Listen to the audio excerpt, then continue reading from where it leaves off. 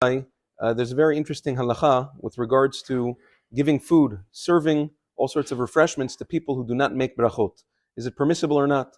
There's a Gemara in Masechet Cholin, Daf Kuf Zayin.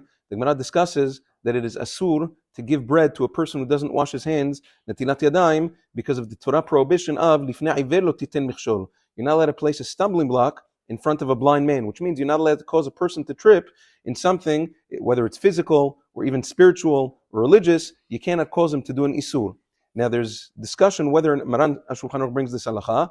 Lechaura, it seems from the words of Maran that even if you're not sure that he's not going to do netilat yadayim, even if you're misupak, you still can't. According to Maran HaShulchan Aruch, the only time you can serve a person bread is when you know for sure that he will do netilat yadayim.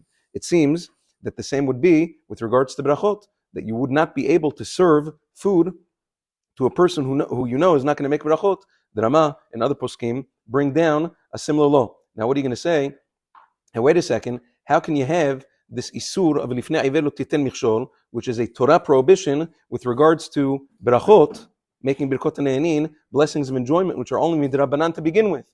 The Torah Chesed Milublin discusses this, and he proves that you can have the isur of lifnei iver even on an isur d'Rabbanan. How so? Because he says, if you actually physically put a stumbling block in front of a blind man and you cause him to trip, certainly you did the isur lo ta'aseh. Now if you cause a person to do an isur d'Rabbanan, then that's even worse than causing him to trip, because he's going to be punished in olam haba. So if that's the case, then that's even worse. Certainly you should transgress the isur Torah v'lifnei iver. Nevertheless, in this situation, this question was posed to Gaon Chazon Ish many years ago by Gaon of Shalom Shvadron, the Magid of Yerushalayim.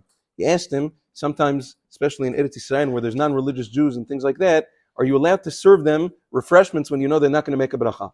So he answered, in a situation like this, where if you don't serve them, they're going to come to hate you. They're going to say, oh, you see, these Charedim, these religious people, whatever, they're going to come to hate you, so he's going to be doing an even greater isur than not making brachot or not doing netilat yadayim, is that you're going to cause him to transgress the isur of lo tisnat achicha b'levavecha. So he says over there, b'di'avad, that's the situation, it's mutar.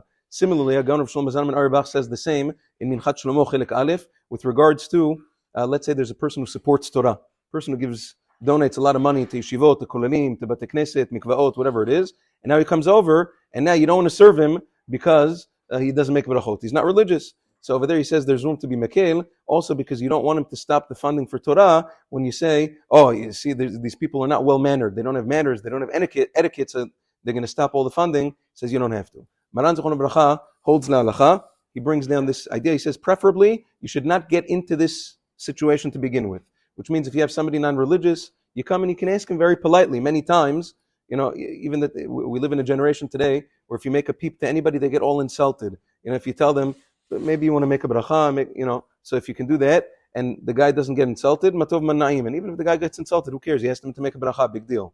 Worst case scenario, you say, listen, I have a better idea. Don't make any brachot. I'm going to make a bracha. All you need to do is answer amen. That's it. Make the bracha for him and then eat together with him, and then you're motzi. If this doesn't work and that doesn't work, he doesn't want to make the bracha, he doesn't want to listen to the bracha, the guy's mamash mumar lach'is, says no brachot.